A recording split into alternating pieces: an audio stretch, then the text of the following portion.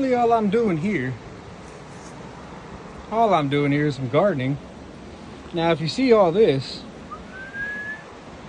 you got oxidized sulfides, you got some brecciated quartz, you got a lot of what do you see here? Some bedrock coming up, outcroppings. I'm just kidding, I don't know what the hell I said, but it sounds cool, right? Or you got some igneous sedimentary deposition, high pressure, no pressure. Yeah, time to clean this up. Anyways, you see what this looks like. This is the before, and let's see what the after looks like. And if we even get any gold. The equipment, let's get to it. Yeah.